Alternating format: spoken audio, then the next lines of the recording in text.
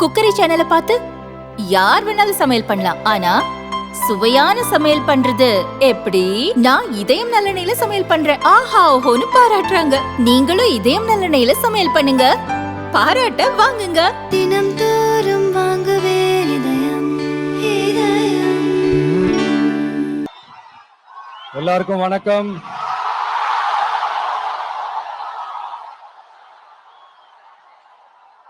எல்லாரும் எப்படி இருக்கீங்க?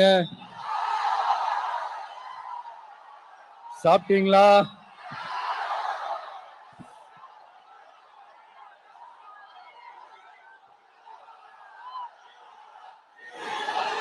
அண்ணா அவர்களுக்கு ஒரு வணக்கம், பெரியார் அவர்களுக்கு ஒரு வணக்கம். இப்ப நான் எந்த மண்ணில் நின்னுட்டு இருக்கிறேன் தெரியுமா? ஒரு ஆண்டவர் அன்போட நெல்லுக்கடை மாரியம்மன் அன்னை வேளாங்கண்ணி ஆசியோட கடல் தாய் மடியில் இருக்கிற என் மனசுக்கு ரொம்ப நெருக்கமான நாகப்பட்டினம் மண்ணில் இருந்து நின்று பேசிட்டு இருக்கிறேன். என் நெஞ்சில் குடியிருக்கும்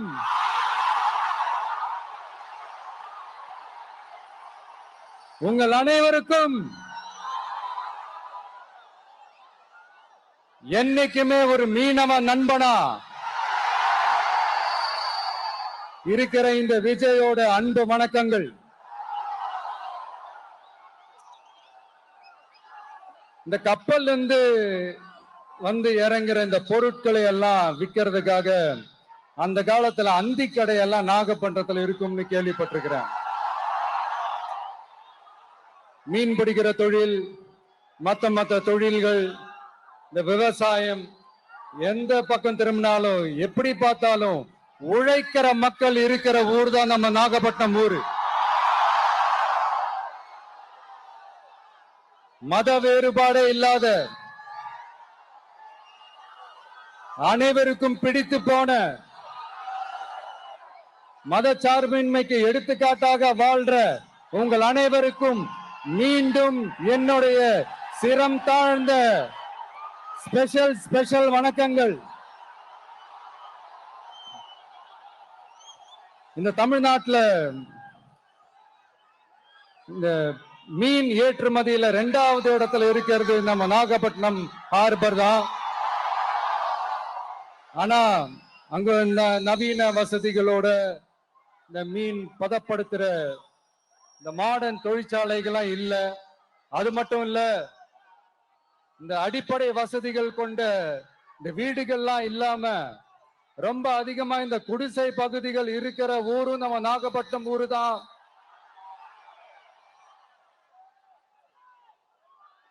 இந்த முன்னேற்றத்திற்கெல்லாம் எங்கள் ஆட்சிதான் சாட்சி. அப்படி இப்படின்ட்டு இந்த அடுக்குமொழியில பேசி பேசி அது நம்ம கேட்டு கேட்டு காதுல இருந்து ரத்தம் வந்ததான் மிச்சம். இவங்க ஆண்டது பத்தாதா? இப்படி தவிக்கிறாங்களே நம்ம மக்கள், அது பத்தாதா?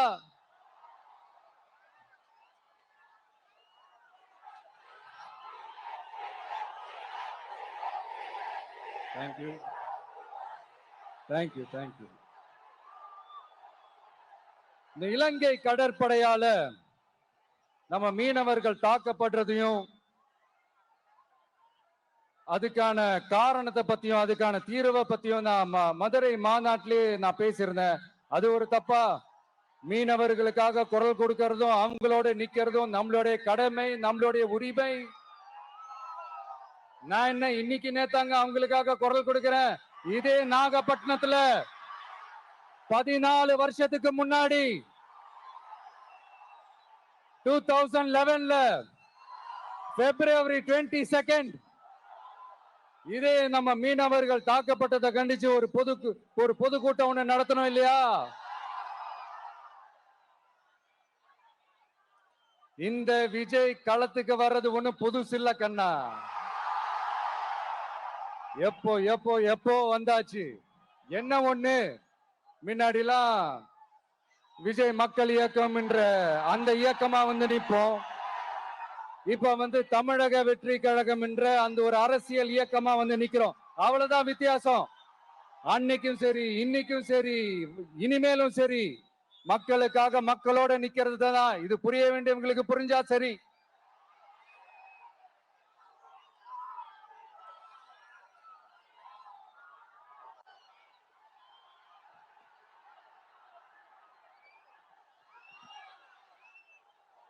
மீனவர்களுக்காக குரல் கொடுக்கிற இதே சமயத்துல நம்ம தொப்புள் கொடி உறவுகளான ஈழத் தமிழர்கள்,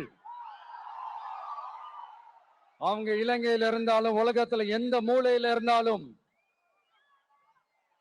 தாய் பாசம் காட்டின தலைவனை இழந்து தவிக்கிற அவங்களுக்காகவும் குரல் கொடுக்கிறது, அவங்களுக்காகவும் நிக்கிறது நம்மளோட கடமை இல்லையா? மீனவர்களோட உயிர் எந்த அளவுக்கு முக்கியமோ அந்த அளவுக்கு ஈழத் தமிழர்களோட அவங்களுடைய கனவுகளும் அவங்களுடைய வாழ்க்கையும் நமக்கு ரொம்ப ரொம்ப முக்கியம். நம்ம மீனவர்கள் படுற இந்த கஷ்டத்தை எல்லாம் பார்த்து ஒரு பெருசா ஒரு கடிதம் ஒண்ணு எழுதிட்டு அதுக்கப்புறம் கப்சிப்னு சைலண்டா போறதுக்கு நாம ஒண்ணு இந்த கபட நாடக திமுக அரசும் கிடையாது. மத்த மீனவர்கள்னா இந்திய மீனவர்கள், நம்ம மீனவர்கள்னா தமிழக மீனவர்கள். இப்படி பிரிச்சு பார்த்து பேசுறதுக்கு நாம ஒண்ணு பாசிச பாஜக அரசும் கிடையாது. நிரந்தரமான தீர்வு, நிரந்தரமான ஒரு இந்த ப்ராப்ளத்தை சால்வ் பண்றதுதான் நம்மளுடைய ஒரு முக்கியமான ஒரு அஜெண்டாவே. சரி, இப்ப நம்ம நாகப்பட்டினம் ஏரியாவுக்கு வருவோம்.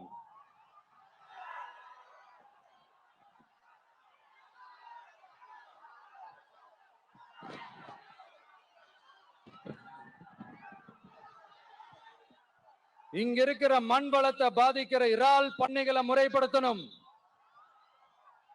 அப்பதான் மீனவர்களோட வாழ்வாதாரமும் விவசாயிகளோட வாழ்க்கையும் பாதிக்காம இருக்கும்.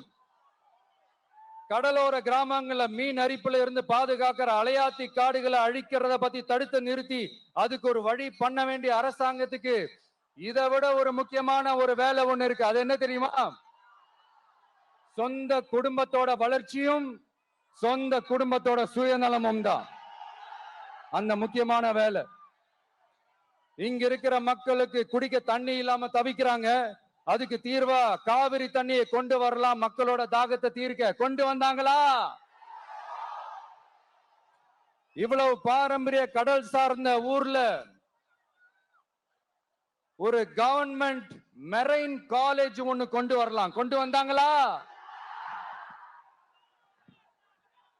மீன் சம்பந்தமான எந்த தொழிற்சாலையும் அமைக்கல. அமைச்சாங்களா?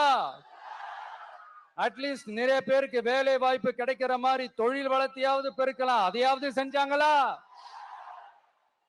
ஆனா ஒவ்வொரு டைமும் வெளிநாட்டுக்கு டூர் போயிட்டு வர்றப்பெல்லாம் அத்தனை கோடி முதலீடு, இத்தனை கோடி முதலீடுன்னு சிஎம் அவர்கள் சிரிச்சுக்கிட்டே சொல்லுவாரு.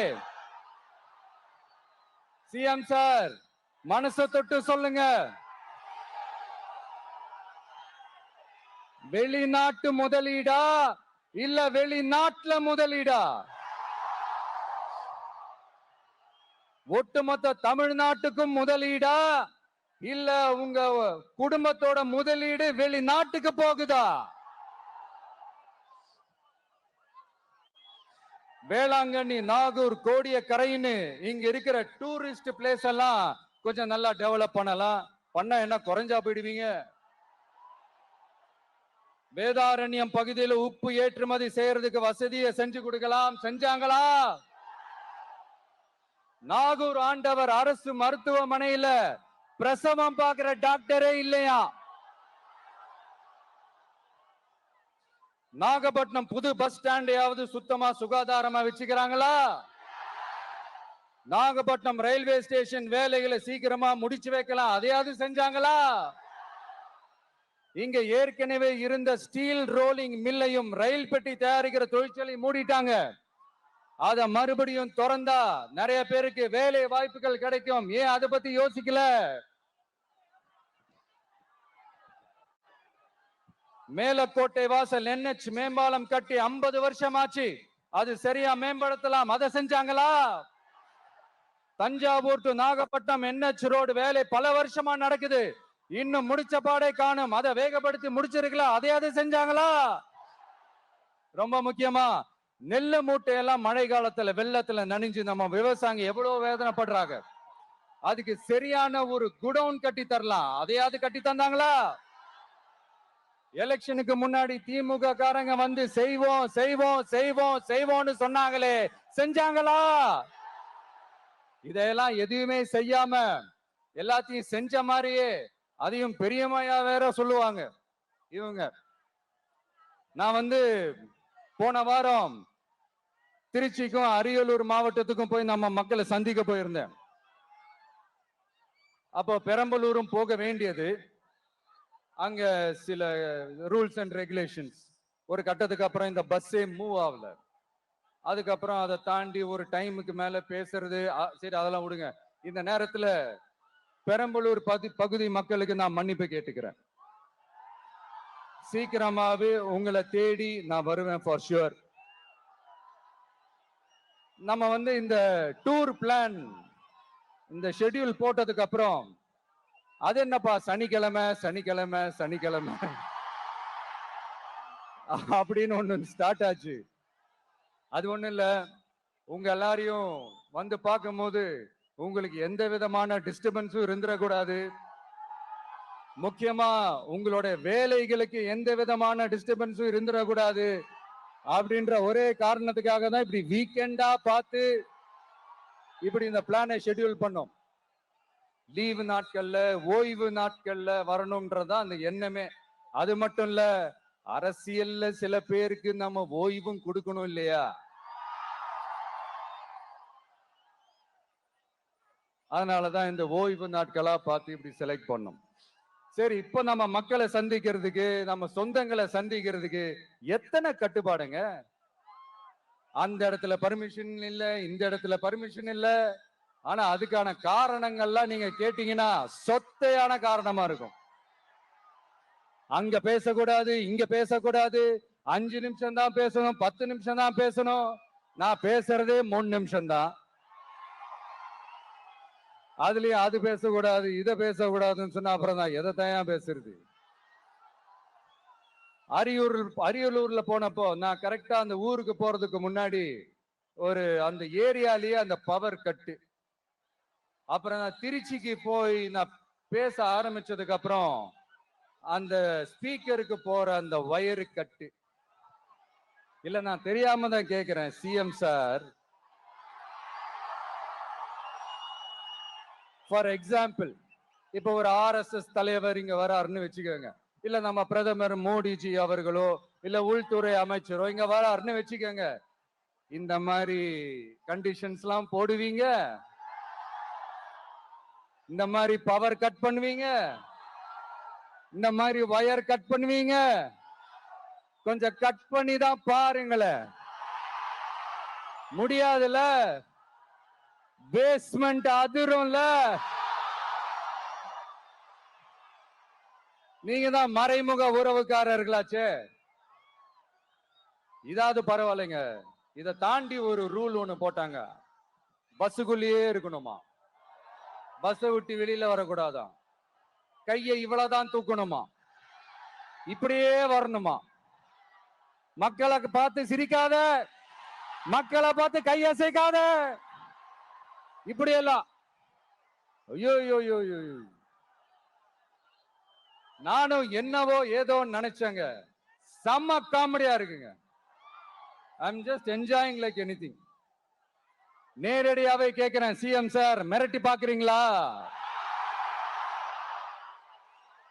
அதுக்கு இந்த விஜய் ஆள் இல்ல சார், அதுக்கு நாம ஆள் இல்ல சார். என்ன செஞ்சிருவீங்க? மேக்சிமம் கொள்கைய சும்மா பேருக்கு மட்டும் வச்சுக்கிட்டு குடும்பத்தை வச்சு கொள்ளையடிக்கிற உங்களுக்கே இவ்வளவு இருந்தா, சொந்தமா உழைச்சி சம்பாதிச்ச எனக்கு எவ்வளவு இருக்கும்?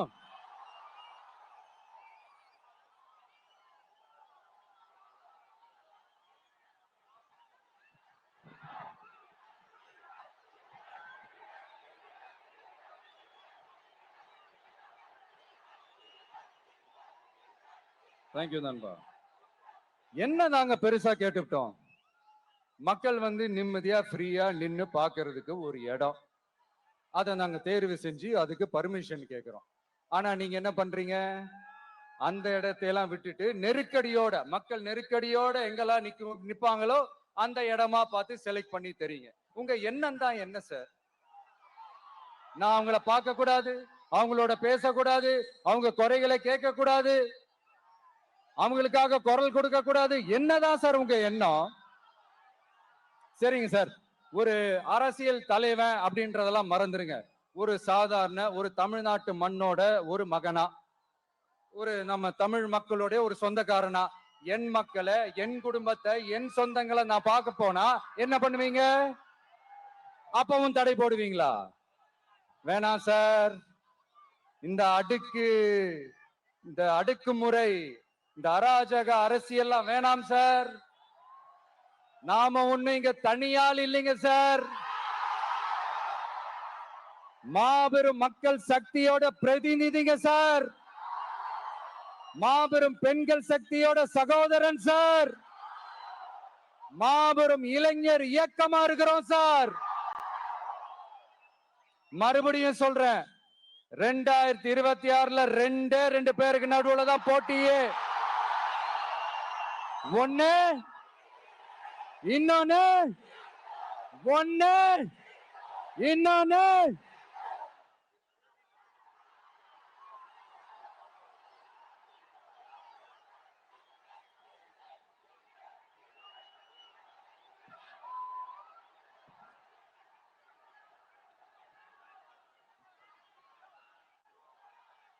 இந்த பூச்சாண்டி வேலையெல்லாம் காட்டுறதை விட்டுட்டு தில்லா கெத்தா நேர்மையா எலெக்ஷனை சந்திக்க வாங்க சார். பாத்துடலாம் சார்.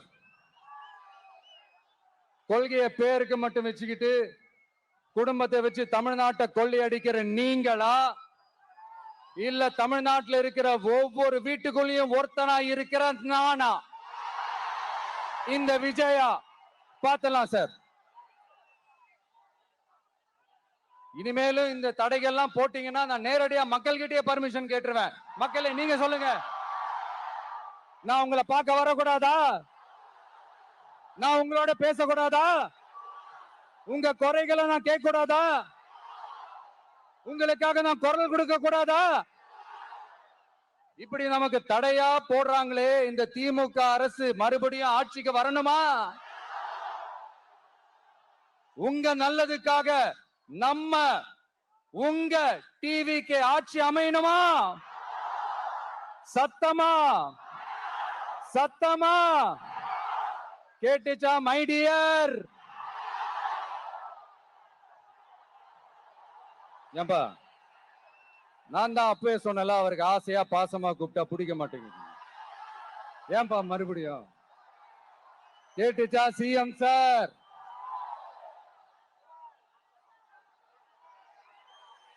இந்த போர் முழக்கம் உங்களை ஒரு நிமிஷம் கூட தூங்க விடாது, துரத்திக்கிட்டே வரும். கான்பிடண்டா இருங்க, நல்லதே நடக்கும், வெற்றி நிச்சயம். மீண்டும் சந்திக்கும் வரை நன்றி, வணக்கம்.